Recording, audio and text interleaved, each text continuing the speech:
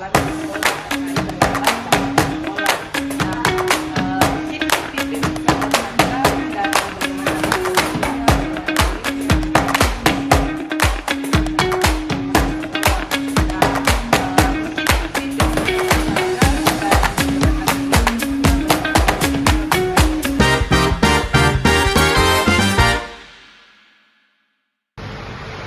selamat pagi Pipi. Selamat pagi Ibu. Bagaimana kabarnya hari ini nak?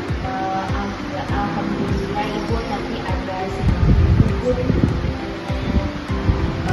Tapi sebelumnya Ibu mendengar kalau Pipi datang ke ruang BK karena ada laporan dari wali kelas dan guru-guru mapel yang lain kalau Pipi sering terlambat di sekolah.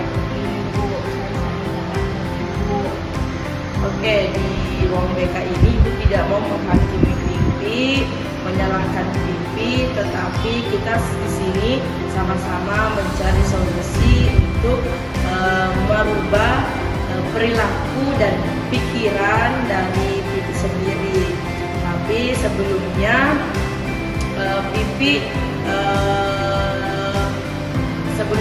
Pipi harus bertanda tangan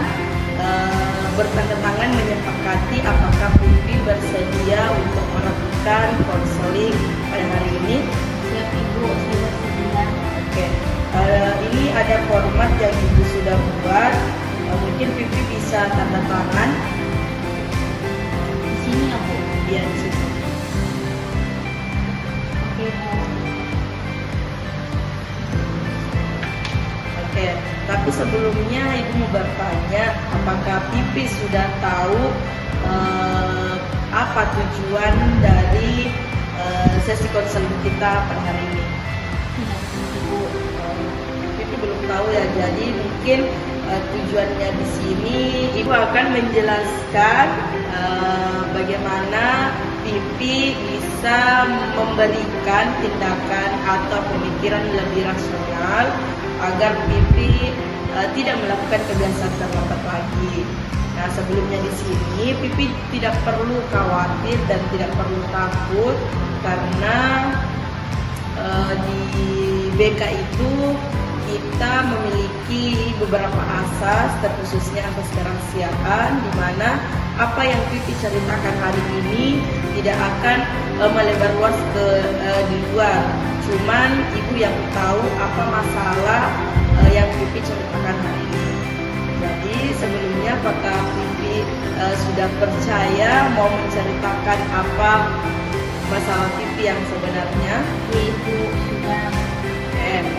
Jadi Pipi sudah siap untuk melakukan sesi konseling hari ini. Sudah Ibu. Ya.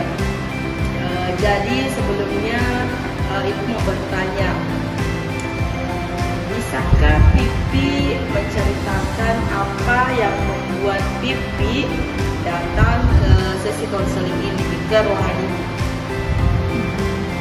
Saya sering terlambat ke sekolah. Ya.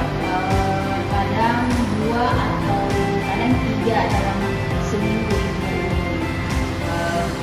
Kapan biasanya Pipi terlambat dan apa yang biasanya terjadi sebelum Pipi berangkat ke sekolah? Biasanya Ibu, saya bangun kesiangan. Kadang saya pikir masih bisa santai sebentar, jadi saya selalu menunggu waktu Ibu untuk prepare ke sekolah Ibu. Oke, tapi sebelum itu kita akan melakukan analisis ABCD untuk mengetahui bagaimana pemicu dari permasalahan Pipi.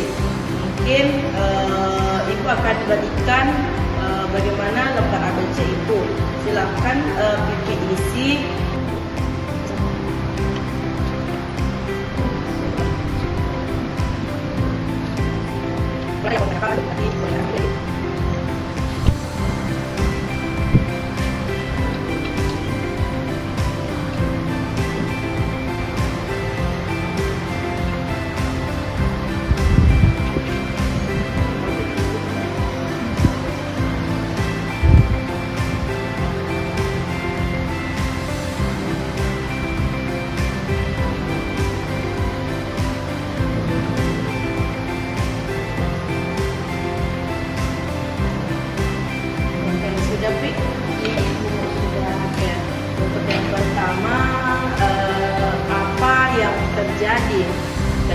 ketika Pipi terlambat di sekolah dan apa yang terjadi sebelum berangkat ke sekolah. Jadi Pipi sudah tadi mencatat lembar ABCD dari RIPP ini. Nah, untuk A-nya itu antecedent. Nah, apa yang sih terjadi ketika Pipi terlambat ke sekolah dan apa yang terjadi ketika sebelum berangkat ke sekolah? Enggak Ibu, saya bangunnya kesiangan. Kadang saya pikir masih bisa sampai sebentar, jadi saya menunda untuk perintah Ibu. Oke, jadi Pipi antecedennya itu karena bangunnya kesiangan, terus Pipi selalu berpikir kalau masih ada waktu untuk berleha-leha. Kemudian setelah itu kita masuk ke beliefnya itu dimana saat kamu bangun dan sadar akan terlambat, apa yang pikiran muncul di benak Pipi? Pikiran yang muncul di benak saya Ibu ketika saya terlambat, saya berpikir tidak apa-apa, masih lagi sedikit, ataukah saya memang susah bangun pagi, mau apa? Terus dulu juga pasti sudah maklum, itu pikiran-pikiran yang muncul di pikiran saya ketika saya telat tidur. Oke, tadi Pipi sudah menceritakan bagaimana beliefnya itu. Pipi beranggapan bahwa perilaku ini tidak apa-apa karena terlambat sedikit tidak masalah. Kemudian kalau Pipi memang susah bangun pagi dan pendapat Pipi juga kalau guru pasti akan memaklumi tindakan Pipi. Nah, pikiran itu yang Pipi lakukan perlu dicek kembali apakah itu termasuk pikiran irasional ataupun pikiran rasional. Nah, selanjutnya kita akan mengetahui bagaimana konsekuensi yang muncul dari belief yang Pipi tadi catat. Nah, menurut Pipi, apa sih akibat dari terlambat?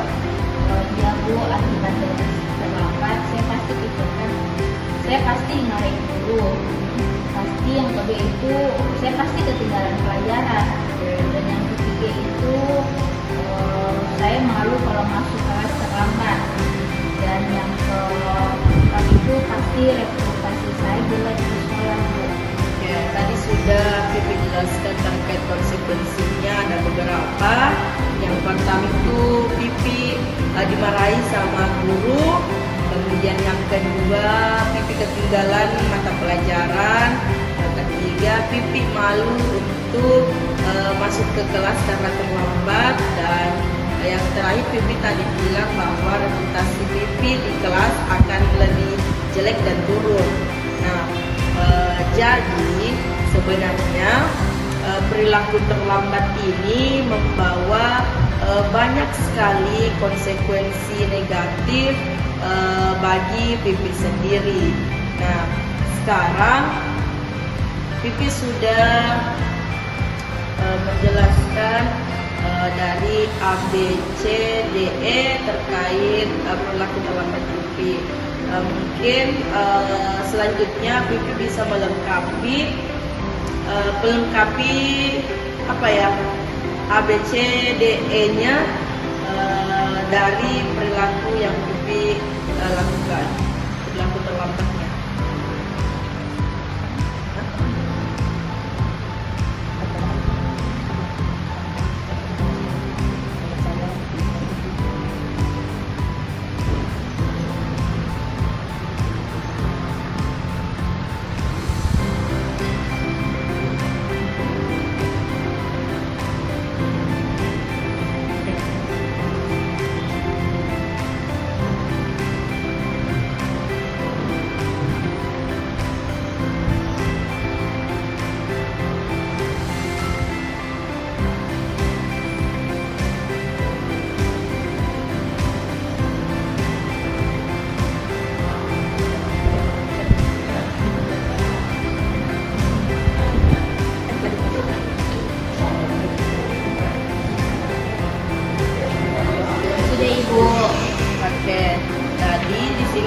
sudah mengisi lembar ABCD dari perilaku atau permasalahan pipi yang alami di sekolah terkait terlambat datang ke sekolah. Nah, mungkin Pipi bisa bacakan dari bagaimana presendensinya, bagaimana beliefnya, bagaimana konsekuensinya. Mungkin Pipi bisa bacakan.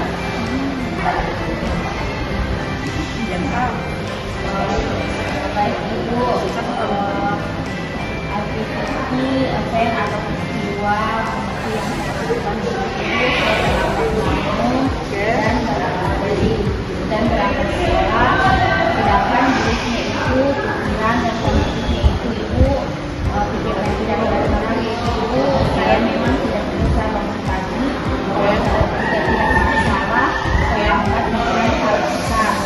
Nah, sedangkan dampaknya itu emosi malas, cemas, malu, sedangkan perilakunya itu terlambat dan tidak fokus belajar. Nah, adapun Ibu bukti atau membantah pikiran tidak belajar itu yaitu itu yang pertama, merasa saya tidak bisa bangun pagi, apakah benar terlambat tidak masalah, dan yang ketiga itu apa benar itu selalu atas keterlambatan saya itu. Nah, sedangkan asal itu atau pikiran baru yang baru itu saya bisa melatih diri bangun lebih pagi, terlambat membuat saya menjadi diri sendiri, dan seperti itu tidak harus sempurna, tapi saya bisa berubah.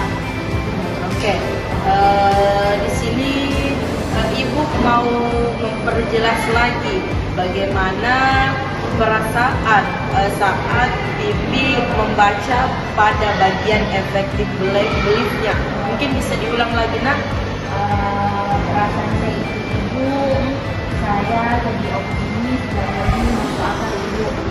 Oke, nah jadi sekarang Ibu mau mendengar bagaimana alasanmu menyatakan pikiran-pikiran yang sebelumnya tidak irasional ini.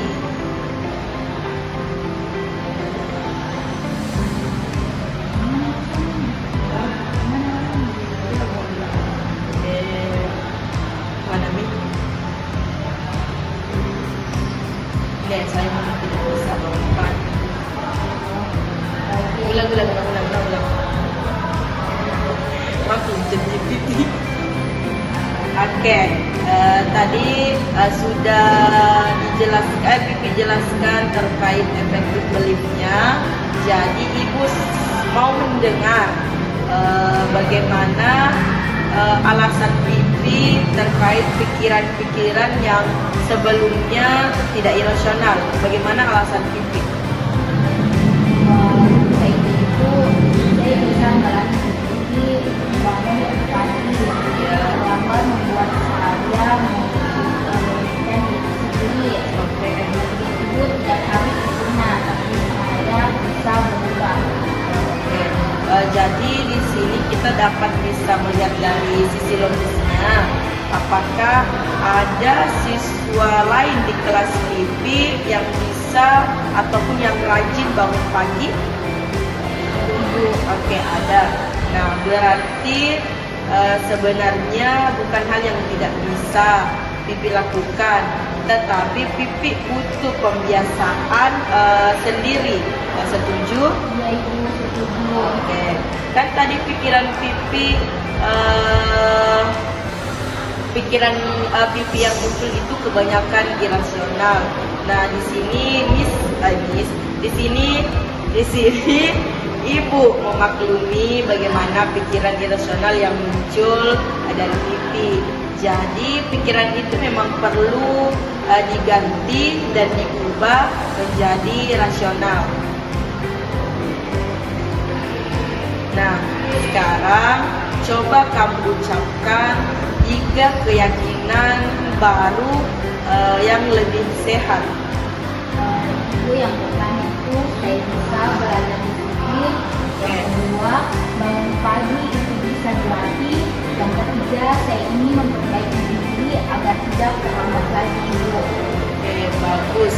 Itu adalah perubahan yang penting yang tadi Pipi jelaskan, sebutkan terkait keyakinan yang lebih sehat. Nah, selanjutnya Ibu punya tugas buat Pipi kerja terkait checklist rencana aksi. Rencana aksi maupun rencana pagi mungkin Pipi bisa isi.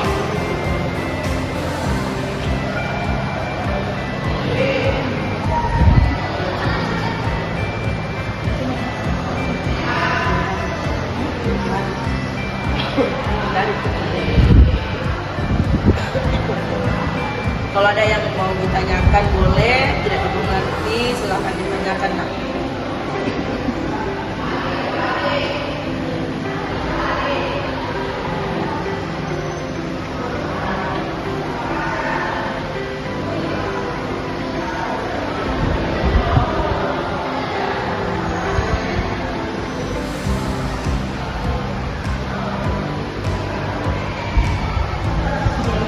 Oke, sudah. Jadi sekarang mungkin Pipi bisa membacakan hasil dari checklist rencana aksi ataupun rencana pagi yang Pipi tadi isi. Baik Ibu, jadi rencana pagi saya itu pertama malam hari tidur maksimal tidur jam 10, Ya. menyiapkan seragam dan tas sekolah dengan alarm 2-3 kali, dan rencana pagi hari yaitu alarm pertama jam 5.00, tidak menunda-nunda, cuci muka dan minum air, sholat subuh, sarapan ringan, berangkat tidur jam 6, target tiba di sekolah pukul jam 6:40. Oke, tadi itu checklist aktivitas pagi hari dan malam hari Pipi. Nah, Ibu mau bertanya, di bagian mana tantangan menurutnya Pipi yang agak sulit untuk dilakukan? Menekan tombol snooze. Oke, menekan tombol stop atau tidak menunda-nunda. Itu yang paling susah ya untuk dilakukan. Nah, mungkin Ibu di sini akan memberikan solusi dan strategi bagaimana caranya agar tidak menunda-nunda, dan strateginya yaitu mungkin Pipi bisa meletakkan HP Pipi jauh dari tempat tidur Pipi. Oke. Nah, sekarang tadi sudah kita isi terkait checklist rencana aksi pagi dan malam dari Pipi. Nah, selanjutnya ada lagi tugas terkait LKPD, lembar kerja peserta didik, terkait dengan bagaimana komitmen Pipi ke depannya. Nah, mungkin bisa ditulis.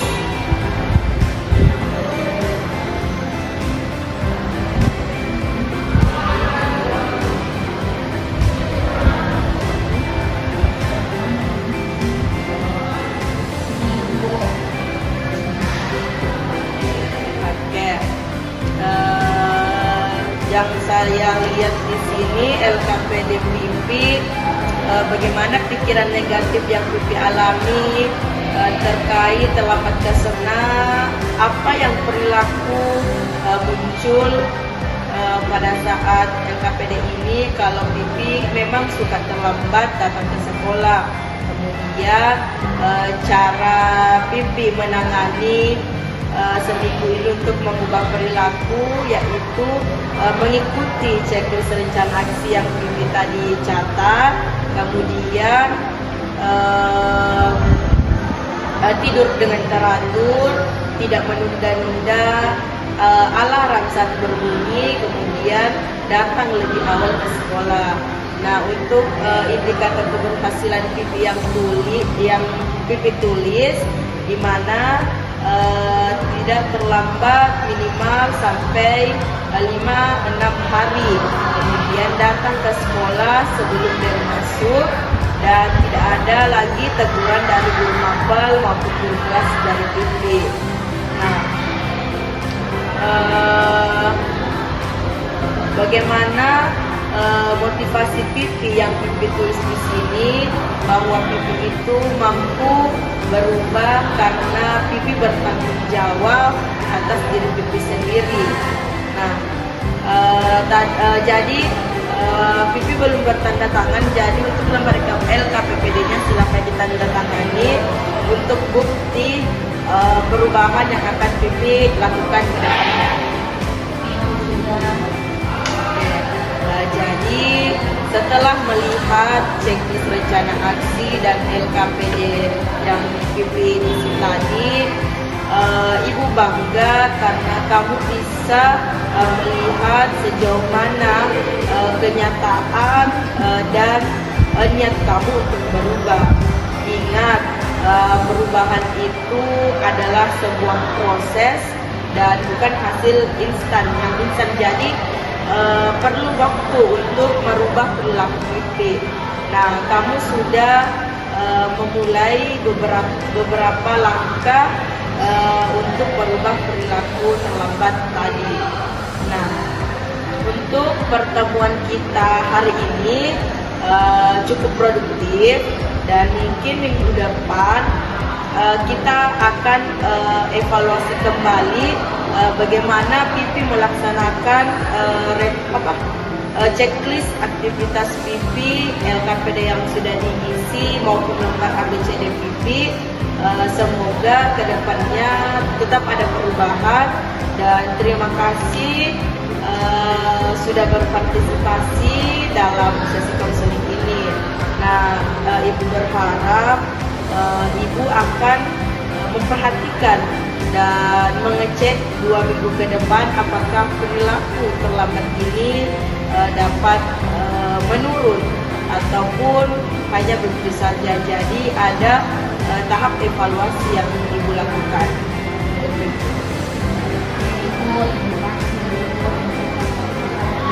Oke, jadi bagaimana perasaan Pipi setelah melakukan sesi konseling ini?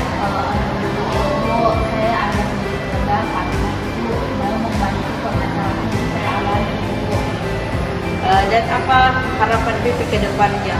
Semoga itu saya bisa berubah lagi menjadi lebih baik. Ya, semoga kedepannya juga Pipi tidak terlambat lagi, bisa mengantisipasi perilaku terlambat biar guru dan wali kelasnya tidak kembali menghadap ke ruang BK. Nah, mungkin itu saja sesi konseling kita pada hari ini. Lebih dan kurangnya Ibu minta maaf ketika ada kesalahan pun Ibu juga minta maaf. Mungkin itu saja. Nah, Pipi mungkin bisa kembali ke kelasnya. Ibu, terima kasih Ibu. Saya kembali ke kelas dulu ya Ibu.